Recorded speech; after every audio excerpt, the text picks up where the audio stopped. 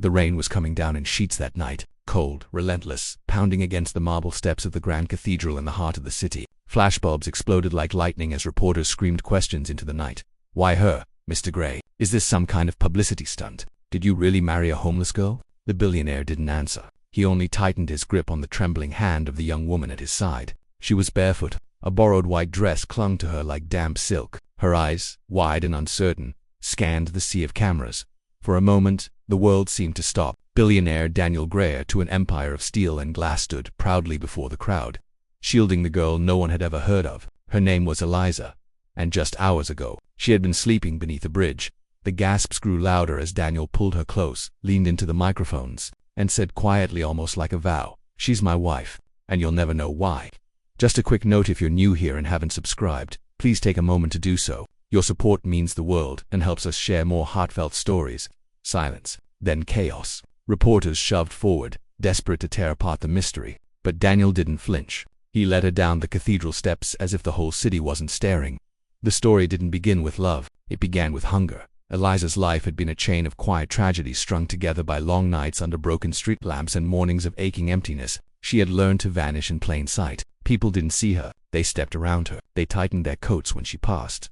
On the night she met Daniel Gray, she wasn't looking for anything. Only warmth. Only shelter from the bitter wind. She slipped into the lobby of one of the tallest towers in the city, the Gray Enterprises headquarters. Security would usually have thrown her out. But fate doesn't always follow the rules. Daniel had been working late. His office was 50 floors above the city, a cage of glass and shadow. He came down the lobby stairs with his coat slung over his arm, already lost in thought. And there she was, curled against the marble wall, shivering. Their eyes met. Just for a second. She tried to look away, ashamed of her presence in a place that smelled of polished stone and money. But he didn't walk past. "Are you cold?" he asked, his voice low, almost startled by his own question. Eliza swallowed, her lips cracked and raw. "I'll leave," she whispered, but he shook his head. "No, stay, just stay." That was the moment everything began to tilt. Daniel Gray was not a man who let emotions dictate his actions. His empire had been built on sharp deals and calculated risks. But something in her silence unsettled him. He ordered hot coffee, a blanket, even shoes brought down from the upper floors. She accepted none of it at first. "I don't want your pity," she muttered, and he answered, almost offensively, "Maybe I need something from you." The words made no sense to her then, but they would later. By the time dawn broke, she had disappeared again, back to the shadows, back to the forgotten corners of the city. Daniel returned to his skyscraper, but he couldn't return to the clean simplicity of his world. Something about her face, her eyes that carried both defiance and fear, had burned itself into him. He searched for her in the following days, quietly at soup kitchens, at shelters. He sent drivers into alleys no billionaire had ever walked. Weeks passed, nothing. Until one night, outside a shuttered bookstore, he saw her again, a thin blanket around her shoulders, her hair matted from the rain. "Eliza," he said softly, like a name he had been carrying on his tongue all along. She looked up, startled. "You remembered?" He stepped closer, his tailored shoes soaking in the puddles. "I haven't been able to forget." Their conversations began in fragments. She never told him much. He never pressed. He only listened. Sometimes he brought food, other times just silence, sitting beside her on the curb as if the world of wealth and power didn't exist above them. But whispers started. His driver told his assistant told a friend. Soon, the city's most eligible billionaire was rumored to be spending nights with a girl who had nothing. Daniel didn't care. But Eliza did. She saw the stares, the disgust, the cruel smirks from people who believed kindness had to be a mask for something darker. One night, when he offered her a place to stay, she snapped, "Don't play savior. Don't turn me into your good deed." Her voice cracked like glass. She was trembling, but not from the cold. And Daniel answered, steady and unflinching, "I don't want to save you. I want to know you." That was the truth, and it terrified her more than hunger ever had. Weeks turned into months. She let him in just enough. Enough for him to see the scars she carried, the memories she never spoke aloud. Enough for him to realize that her silence was not emptiness, but strength forged in the fire of survival. And then, one night, under the dim glow of a flickering lamp, he knelt before her. No diamonds, no cameras, only rain and trembling hands. "Eliza," he whispered, "marry me." Her breath caught. The world blurred. She thought he was mocking her. She thought it was madness. But his eyes, those steel-gray eyes that had conquered boardrooms and crushed rivals, were soft, unguarded, pleading, and against every instinct that told her she was nothing but forgotten dust. She said yes. The cathedral bells tolled that night. The city watched in disbelief. A billionaire had married a homeless girl, and no one understood why. But the story was only just beginning. The wedding made headlines across the world by sunrise. Billionaire marries street girl in midnight ceremony. Daniel Gray loses his mind or finds his heart. Who is Eliza, the mystery bride no one saw coming? Every screen glowed with their faces. Every paper sold copies with her image printed in grainy black and white. Some called it romantic. Most called it reckless. Inside the glass penthouse that stretched across the top of Gray Tower, Eliza pressed her forehead against the window. The city lights blinked below her like 1,000 judging eyes. She wore his coat, too big for her frame, and tried not to tremble. "I don't belong here," she whispered. Daniel came up behind her, his voice quiet but certain. "You belong wherever I am." She wanted to believe him, but the elevator doors down in the lobby had already begun opening for curious strangers, for journalists who slipped bribes into the hands of security guards, for board members whispering about ruined reputations. The first weeks were a blur of cameras. Everywhere they went, flashes followed. Eliza kept her gaze down, gripping Daniel's hand as though it were the only anchor left in the storm. Dinner parties were the worst. Long tables covered in silver and crystal, women in gowns who eyed her with thin smiles, men with cufflinks who leaned back in their chairs and asked polite, poisonous questions. "So, Eliza, where did you two meet? Do you have family we should know about? Which schools did you attend?" Her silence became their entertainment. Every pause was dissected. Every hesitant glance turned into rumor. Daniel would cut them off, his tone razor sharp, but the damage was done. One evening, after another suffocating dinner, Eliza fled to the balcony. The city wind tore at her hair. She pressed her palms against the railing and tried to breathe. Daniel followed. "I told you you don't have to answer them." She shook her head, her voice raw. "They don't want answers. They want to remind me I don't belong." For the first time, he had no reply. But it wasn't just the city that doubted her. Daniel's empire began to wobble. Stock prices dipped. Investors whispered about instability. "If he makes reckless choices in love," they muttered, "what about in business?" The board of directors called for meetings, long tables filled with cold faces. His closest advisor leaned forward and said, "Daniel, this marriage is destroying you."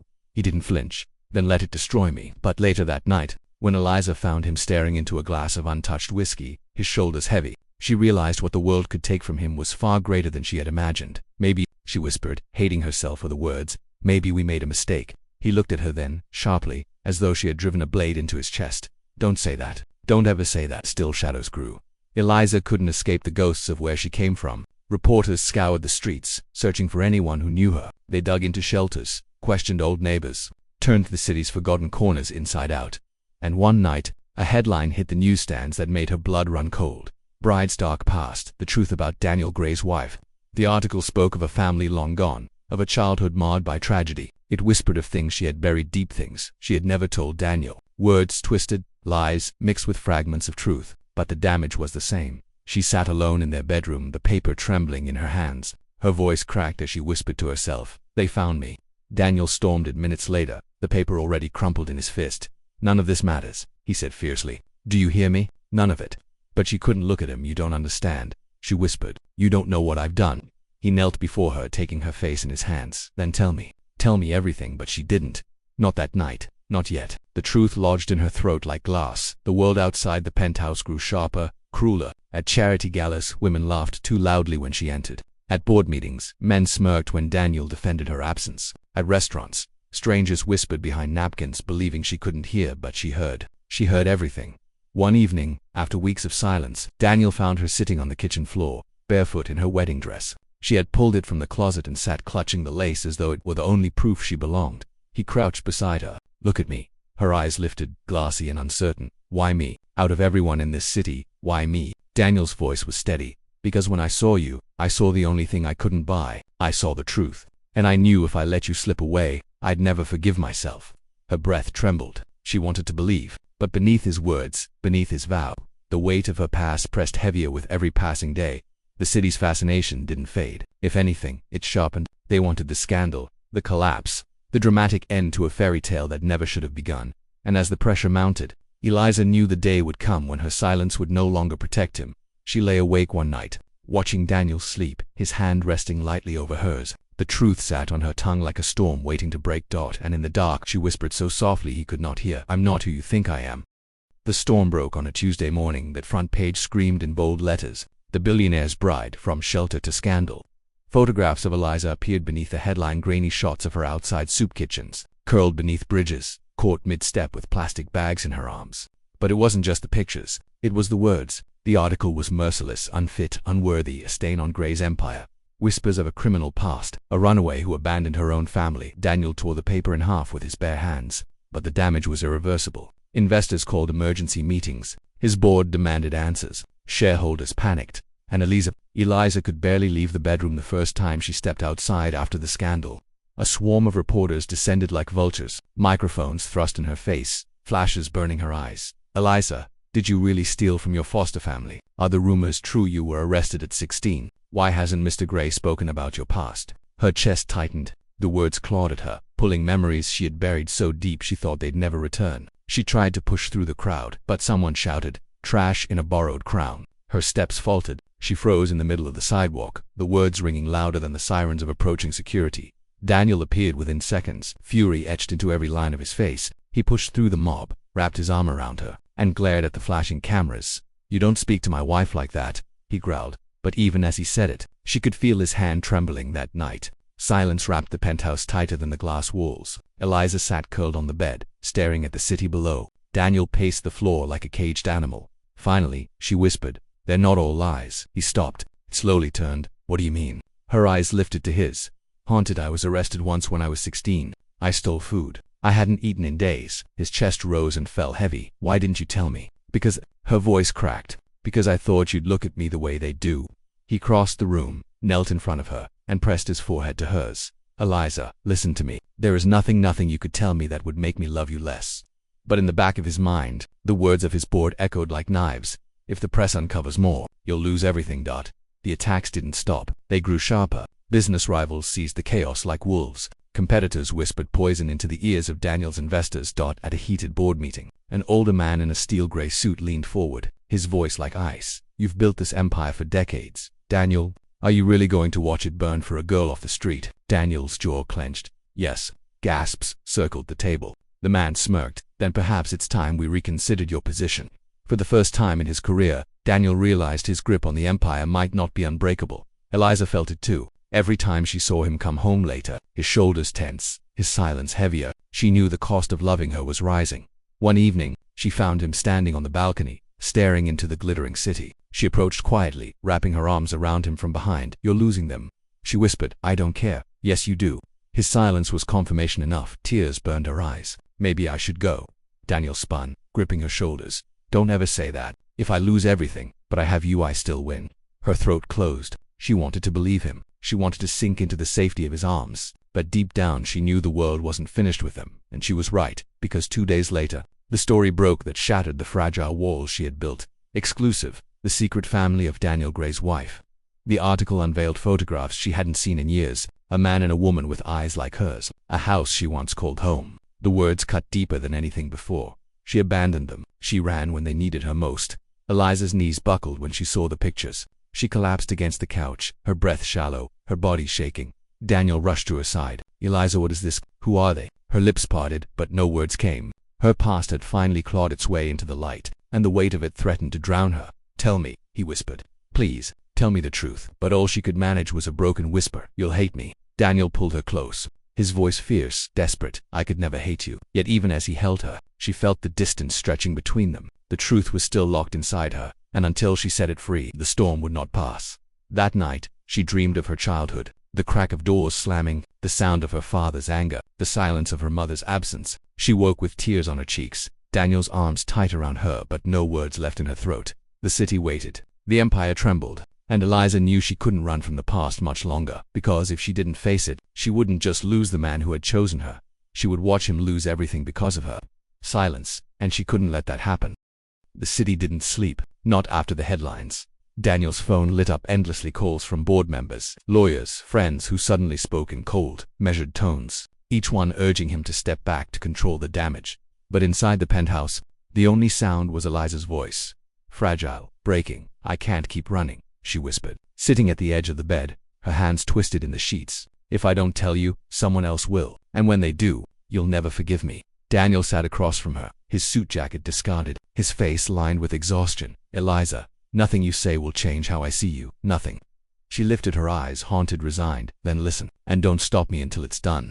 Her words came slow at first. "I wasn't just a runaway. I wasn't just some girl who lost her way." Her voice shook. "My family, they weren't who the papers said they were. My father drank. My mother was gone more than she was home. When I was 15, I started working in a diner to keep the lights on." She swallowed hard, the memories clawing their way up. One night, he came home angry. My little brother. He was crying. Father grabbed him, shook him. I tried to stop it. I screamed. I pushed. I fought.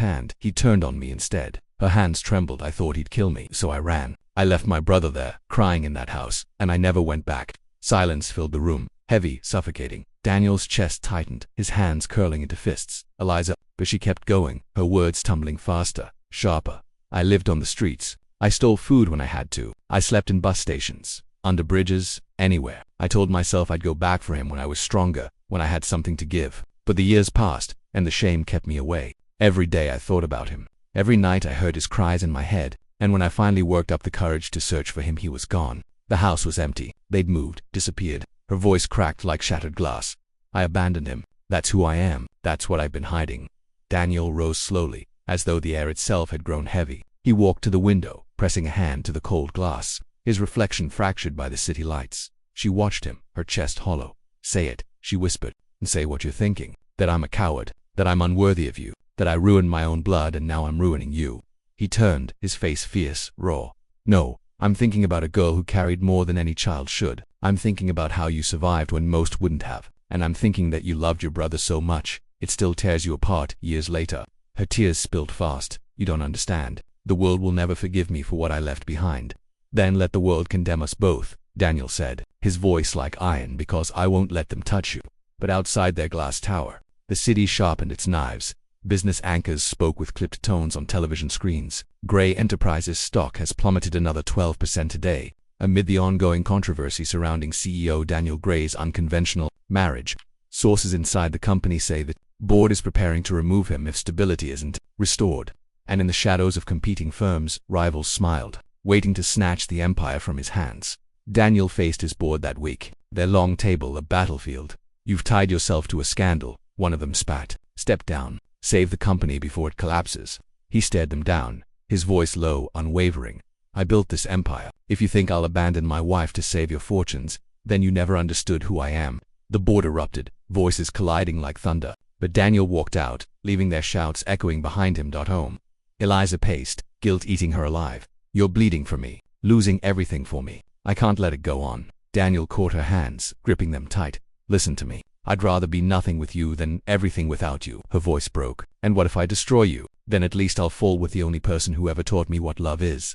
But the world wasn't finished yet, because a letter arrived the next day. I slipped under the penthouse door. Plain envelope. No return address. Eliza picked it up with shaking hands, tore it open. Her breath caught as her eyes scanned the paper. The handwriting was jagged, but familiar. Eliza, it's me, your brother. The room spun. She dropped into a chair, the letter trembling in her grip. Daniel's voice was a whisper, urgent. What does it say? Her lips parted, but no sound came. The letter was short, raw. I know who you are now. I've seen the news. I need to see you. If you care at all, meet me, alone. Eliza stared at the words, her chest tight, her heart pounding. After all the years, after all the silence, her past wasn't just a shadow anymore. It was standing at her door. The letter burned in her hands all night. Eliza sat by the window, city lights flickering below like restless stars, reading the words again and again. Meet me alone, her brother. After all these years, after every sleepless night haunted by his cries, he was alive, watching, waiting. Daniel found her at dawn, her eyes hollow, the letters spread across her lap. You're not going alone, he said firmly. She shook her head. I have to. He asked for me, just me. His jaw tightened. And what if it's a trap? What if someone sent this to break you, to break us? Eliza touched the paper gently. No, it's him. I know it. And if I don't go, I'll never forgive myself. The meeting place was nothing like the gilded halls Daniel was used to. An abandoned warehouse near the docks, its walls scarred with rust, its windows shattered by time. Eliza walked in slowly, her heart pounding. Daniel insisted on waiting outside, his men nearby, but the distance felt like a chasm. A shadow stepped forward from the far side of the room, taller now, broader, but the eyes. The same eyes she remembered from childhood. Eliza. Her breath caught. Matthew. Silence between them was thick, a decade of absence pressing down like stone. Then his voice, sharp and ragged. You left me. She flinched as though struck. Tears burned her eyes. I was a child. I couldn't protect you. I thought I'd come back when I was stronger. You never came back, he snapped. I waited. I searched. You vanished. Do you know what happened after you ran? Her knees threatened to give way. Tell me. He stepped closer, anger etched into every line of his face. Father got worse. He broke me down until I didn't know who I was. I ended up in foster care alone, and every night I thought of you. Every night I hated you.